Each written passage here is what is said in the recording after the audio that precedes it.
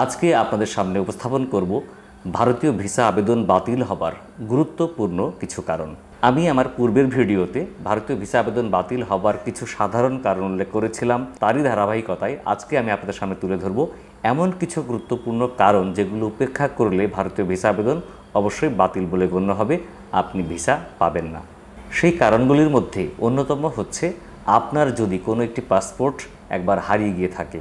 Passport হারানোর কারণটাকে দুই ভাগে ভাগ করা হয়। একটি হচ্ছে যে আপনার সাম্প্রতিক সময়ের পাসপোর্ট বা রিসেন্ট পাসপোর্টটা হারিয়ে যাওয়া, আরেকটি হচ্ছে যে আপনার একাধিক পাসপোর্ট ছিল, তার মধ্যে পুরাতন যে কোনো একটি পাসপোর্ট হারিয়ে গেছে।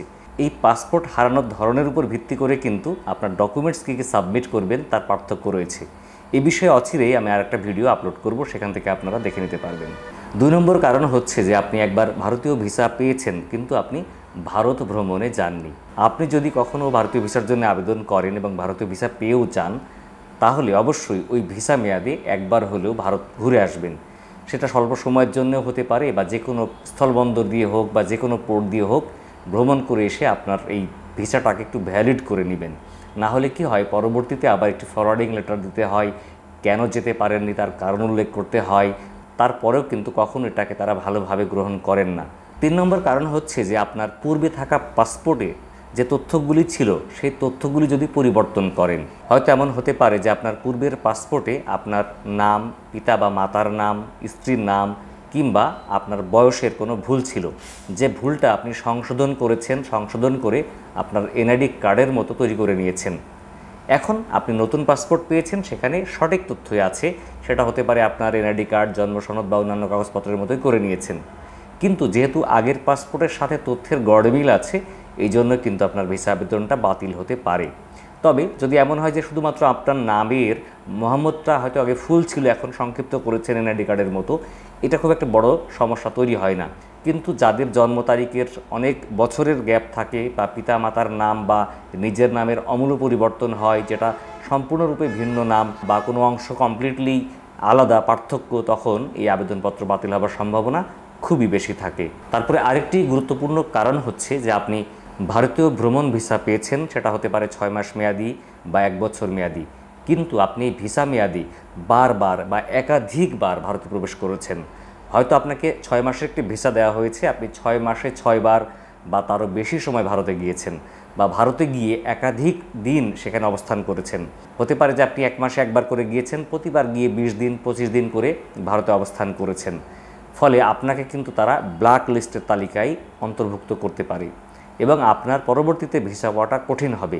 ভিসা না হবার আরেকটি গুরুত্বপূর্ণ কারণ হচ্ছে যে আপনি ভিসা পেয়েছেন, হতে পারে tourist visa, medical visa, business visa, student visa, entry visa বা অন্য কোনো ভিসা, কিন্তু আপনি যে ভিসা পেয়েছেন ভারতে যাবেন অন্য কোনো কাজে বা ভারতে গিয়েছেন অন্য কোনো উদ্দেশ্যে, বা আপনি যে কাজের জন্য ভিসা নিয়েছেন সেই সংক্রান্ত কাজ বাদ দিয়ে ভারতে গিয়ে অন্য কাজ করছেন বা সেটার প্রমাণ থাকে বা প্রমাণ পাওয়া যায়, তখনও কিন্তু আপনার পরবর্তীতে ভিসা পাওয়াটা কঠিন হতে পারে। এমন হতে পারে যে আপনি বিজনেস ভিসায় গিয়েছেন, কিন্তু বিজনেস ভিসায় গিয়ে আপনি বিজনেস না অন্য কোনো কাজ সার্চ করছেন, সেখানে চিকিৎসা নিচ্ছেন বা ভ্রমণ করছেন বা আত্মীয়ের বাসায় যাচ্ছেন। আবার আপনি স্টুডেন্ট ভিসায় গিয়েছেন, গিয়ে হয়তো আপনি স্টুডেন্ট হিসাবে না থেকে ওখানে কর্মসংস্থানের কাজ করছেন, কোনো কাজের সাথে এনগেজ হয়েছেন। বা হতে পারে যে আপনি এন্ট্রি ভিসা নিয়েছেন, নিয়ে আপনি ভ্রমণ করছেন, বা হতে পারে আপনি ভ্রমণ ভিসায় নিয়ে ভারতের কোনো দূতাবাসে, অ্যাম্বাসিতে ফেস করছেন তৃতীয় কোনো দেশের ভিসা পাওয়ার জন্যে। ফলে এই কাজগুলো করা থেকে বিরত থাকবেন।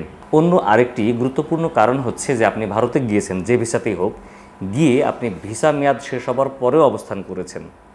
তাহলে ওই যখন ফিরে আসবেন আপনি, বা ভারতে থেকেই ভারতের ভিসার মেয়াদ বাড়াবেন, বাড়িয়ে ফিরে আসবেন, কিংবা হয়তো জরিমানা দিয়ে আপনাকে বাংলাদেশে ফিরে আসতে হবে, তখন আপনার পরবর্তীতে ভিসা পাওয়াটা খুব কঠিন হবে বা আপনার ভিসা আবেদন করলে বাতিল হবে।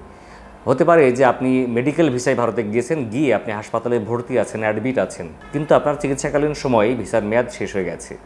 তখন আপনি নতুন করে হয়তো আবার ভিসার জন্য আবেদন করেছেন, কিংবা ভারতে থেকে ভিসার এক্সটেনশন করার জন্য আবেদন করেছেন, কিন্তু কোনো কারণে ভিসার আবেদন প্রত্যাখ্যান হয়েছে বা আবেদন গ্রহণ হয়নি। তখন কিন্তু আপনি ওই দেশের একটা অবৈধ হয়ে গেলেন এবং আপনার ভিসার মেয়াদ শেষ। তখন আপনাকে এফআরআরওতে যোগাযোগ করে নির্ধারিত কিছু জরিমানা দিয়ে আপনাকে আবার দেশে ফিরে আসতে হবে ইমার্জেন্সি এক্সিট সিল নিয়ে। তো ফলে এটা একটু কঠিন প্রক্রিয়া, আর এটা করলে পরবর্তীতে আপনার জন্য ভিসা পাওয়া খুব কঠিন এবং বারবার আপনার জন্য ভিসা আবেদনও বাতিল হবে। সবথেকে গুরুত্বপূর্ণ তথ্য হচ্ছে যে আপনার পাসপোর্টে যদি এন্ট্রি রিফিউজাল সিল থাকে। এন্ট্রি রিফিউজাল সিল হচ্ছে যে আপনি হয়তো বাংলাদেশের ইমিগ্রেশন কাস্টমস কমপ্লিট করেছেন, করে ভারতীয় ইমিগ্রেশন যখন সম্পূর্ণ করবেন তখন ভারতীয় ইমিগ্রেশন কর্তৃপক্ষ কোনো কারণে আপনার উপর নাখোশ হয়েছেন বা আপনার তথ্য উপাত্তের সাথে ভিসা রিকোয়ারমেন্টের সাথে মিল হয়নি বা আপনাকে কোনো প্রশ্ন করেছেন তার সদুত্তর দিতে পারেননি, তখন কিন্তু তারা আপনার পাসপোর্টে এন্ট্রি রিফিউজ সিল দিতে পারেন। এই সিল যদি আপনার পাসপোর্টে একবার দিয়ে দেয় তাহলে আপনি ওই দিন আর ভারতে প্রবেশ করতে পারবেন না এবং পরবর্তীতে আবার ভারতে যেতেও সমস্যা যেমন তৈরি হবে, ঠিক তেমনিভাবে আবার যদি আপনি বাংলাদেশে ফিরে এসে নতুন করে আবার ভারতীয় ভিসার জন্য আবেদন করেন, এই পাসপোর্টধারী ব্যক্তিদের ভারতীয় ভিসা পাওয়া কিন্তু খুব কঠিন হবে এবং বেশিরভাগ ক্ষেত্রেই পাওয়া যায় না।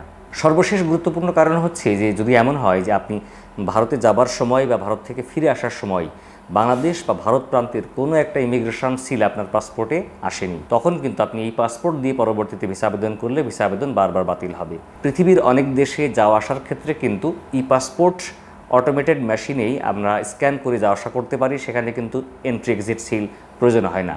এই তথ্যগুলি সংরক্ষিত থাকে মূলত অনলাইনে বা ওই দেশের সার্ভারে বা আপনার পাসপোর্টের সার্ভারে যুক্ত থাকে।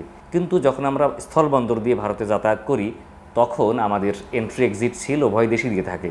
কোনো কোনো বর্ডারে দেখেছি যে ইমিগ্রেশন এবং কাস্টমস উভয় কর্তৃপক্ষই সিল দেয়, আবার কোনো কোনো বর্ডারে শুধুমাত্র ইমিগ্রেশন কর্তৃপক্ষ সিল দেয়। তো এই জাতীয় সমস্যা যদি আপনার কারো জীবনে ঘটে থাকে তাহলে কিন্তু আপনার জন্য পরবর্তীতে আবার ভিসা পাওয়া একটু কঠিন হবে। তো ফলে এই সমস্ত গুরুত্বপূর্ণ কাজ বা ঘটনা যদি আপনার জীবনে ঘটে বা আপনার হিস্ট্রিতে থাকে তাহলে আপনার জন্য ভারতীয় ভিসা সহ পৃথিবীর অন্য দেশের ভিসা পাওয়াটাও কঠিন হবে। তো বন্ধুরা, আজকেই পর্যন্ত, দেখা হবে পরবর্তীতে আবার অন্য কোনো বিষয় নিয়ে। ততদিন ভালো থাকবেন। যারা ফেসবুকে আমাদের ভিডিও দেখছেন, ভিডিও ভালো লাগলে শেয়ার করতে ভুলবেন না, লাইক ফলো করে আমাদের সাথে থাকবেন। ডেসক্রিপশনে থাকবে ফেসবুক পেজ এবং গ্রুপের লিঙ্ক, সেখান থেকে যুক্ত হয়ে যেতে পারবেন আমাদের সাথে। আপনাদের কোনো প্রশ্ন বা মতামত থাকলে লিখতে পারবেন সেখানে আমি ছাড়াও অনেক এক্সপার্ট মেম্বার আছেন যারা প্রশ্নের খুব সুন্দর জবাব দিয়ে থাকেন।